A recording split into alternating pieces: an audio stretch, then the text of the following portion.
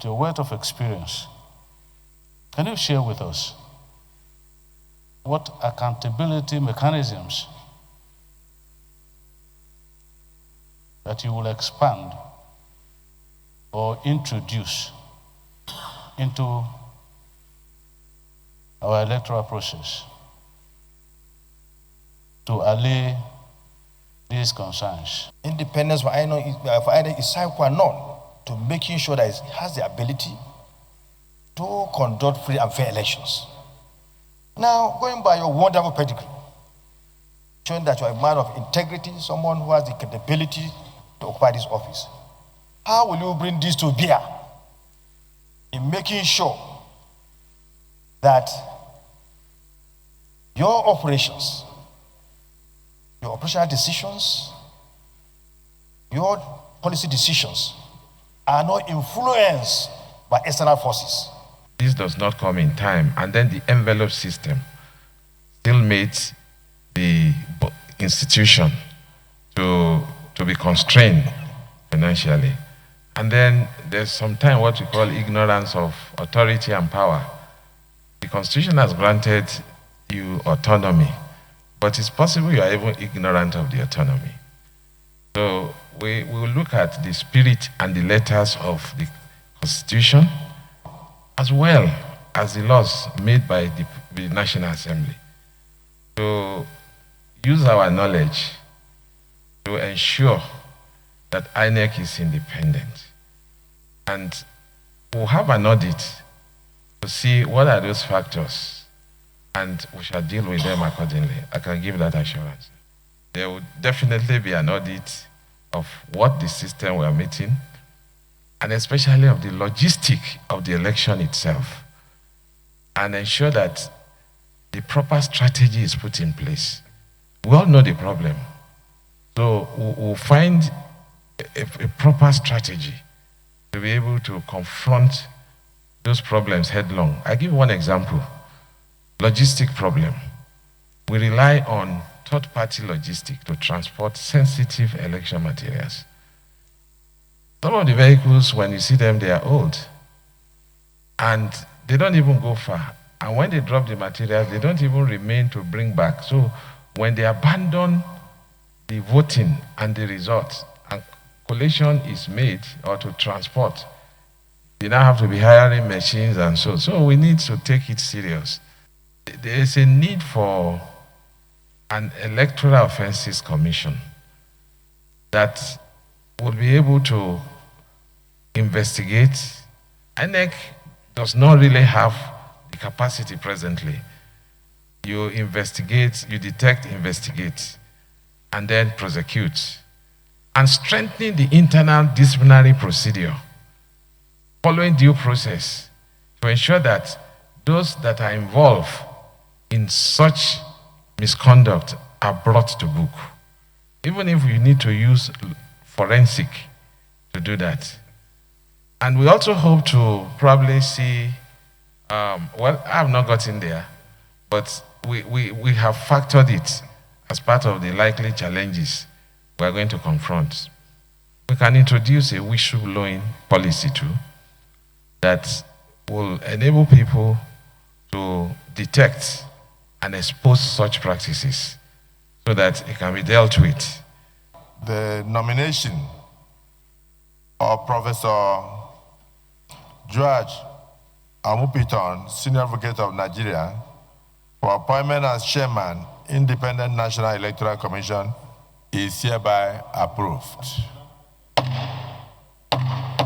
The Senate, in the Committee of the Whole, considered the request of Mr. President and Commander-in-Chief of the Armed Forces of the Federal Republic of Nigeria for the consideration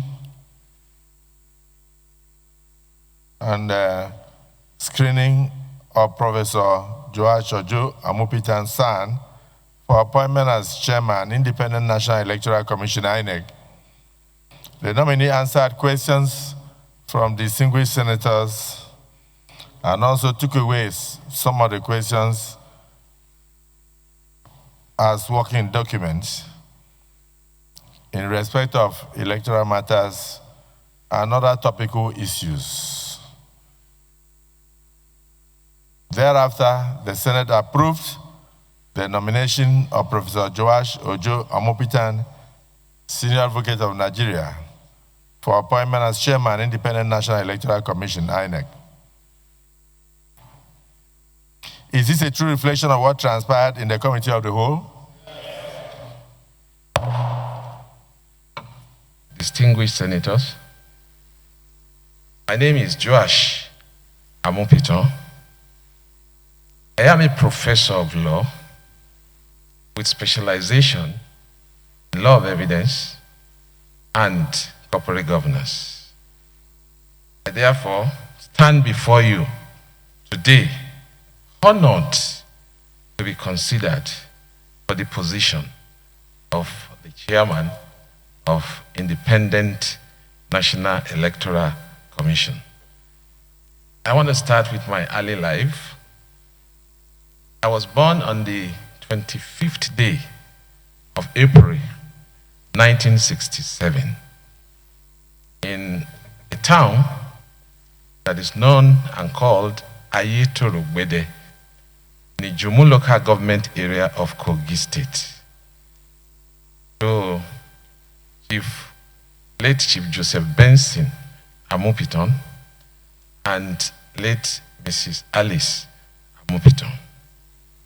My formative years were nurtured in the environment, a nurturing environment of my early primary school at Baptist Primary School in Electoral between 1971 and 1976. Just to say, Your Excellency, distinguished senators, that my parents were teachers. My mother grew up to be the headmistress, the famous headmistress in our place, and my father metamorphosized to become president of Upper Area Court. So, following my primary education, to also mention that as at that time, you were allowed to write common entrance. I wrote my common entrance and was admitted for my secondary education because I passed at St. Barnabas Secondary School in Kogi State.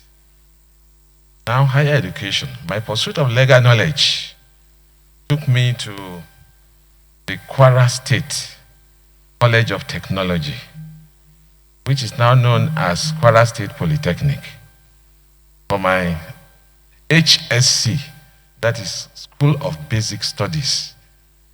At that time, you go for your HSC and you obtain an A-level qualifications. IGMB A-levels and GCE A-levels. That was between 1982 to 1984, upon my graduation from the secondary school. I proceeded to the University of Jos, where I obtained the LLB Honors degree in 1987, consequent upon which I emerged as the best graduating student at that time. And I am happy to report, Your Excellency, distinguished senators, that I won all the awards available at that time. Before I proceeded to the Nigerian Law School in Lagos in 1987-88, where I was called to the Nigerian bar on the 3rd day of November 1988. After obtaining my LLB, my BL degree, I went on national assignment, which was consequent upon the laws of the National Assembly. Upon graduation, you proceed on national service for the purpose of integration. I was posted to Bauchi State, where I served in Bauchi State Publishing and Printing Corporation, publishers of the Trumpeter I served as judicial to police correspondent at that time. Before I could conclude my NYC, Excellencies, distinguished senators, I was offered automatic appointment as a lecturer in the Faculty of Law, University of Jos. Principally because I was the best graduating student, and again, had a professor who was actually a great mentor that ensured, even before the NYC, I was recommended to be appointed. And I could remember vividly in his recommendation, he noted, Vice Chancellor, if you don't capture him now, when he's very young, by the time he goes into practice, we're going to lose him. So, consequent upon that, an appointment was waiting for me, even before I concluded my NYC. Over the years, I progressed with my academic career. I also enrolled for the Masters of Law in the same university, and also PhD, completing the programs in 1993 and 2008 respectively. The question may be, why Jos? With utmost respect, Your Excellency, Jos is considered as a university that offers a temperate weather, even in Nigeria.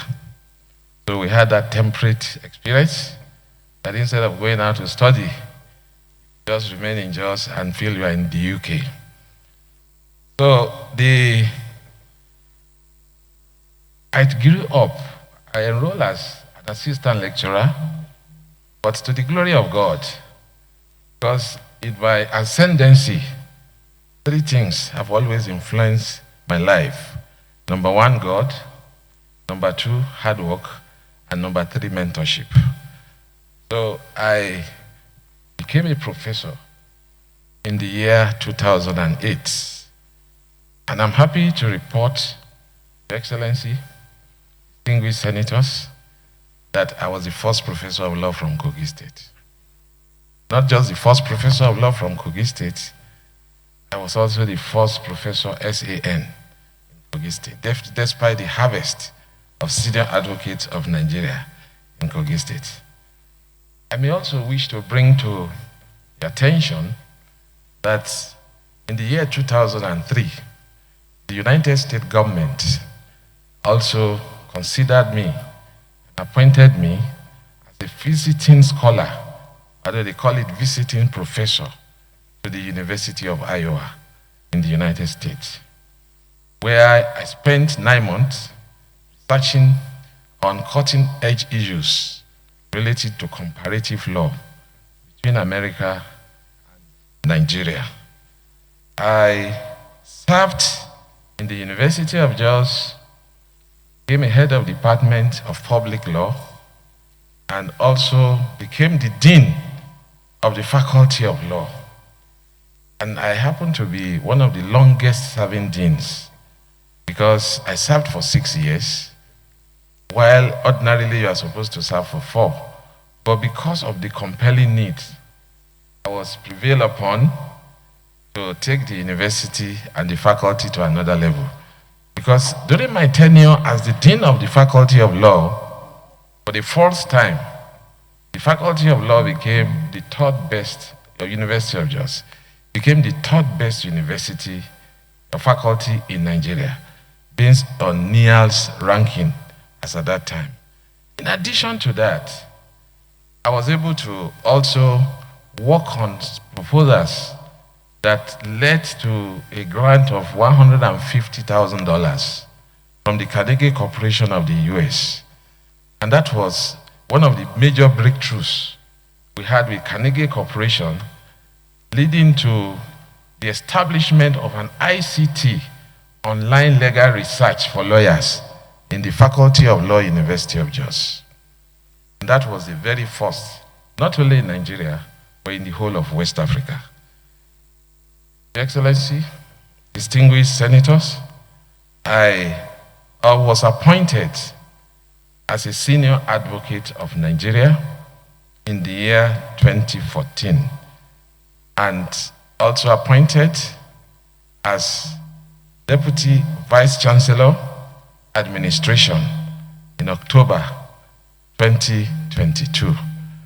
The position I held up to this moment, if Your Excellency, distinguished senators, find me worthy of being appointed to this position, I will have to relinquish that position. And just to say, sir, with your permission, I've noticed that my Vice Chancellor is also here, sir, who was telling me this morning that just wondering how he's going to cope. But this is a higher responsibility. I also was appointed as the Pro-Chancellor and Chairman of Council of Joseph Aye Babalola University. The mission was to grow the university to become an Ivy institution that will be one of the best in Nigeria. That goal is being achieved. Your Excellency, professional experience, my legal career has been marked by substantial contribution to various facets of law. And I'm a member of the Nigerian Bar Association, International Bar Association, National Association of Law Teachers, and several others. I can see with respect that my CV will speak to some of these points.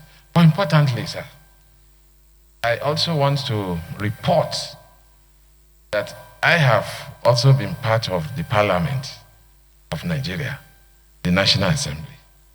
And I have participated severally in some of the very, very important institutional building policies, seminars organized by the National Assembly.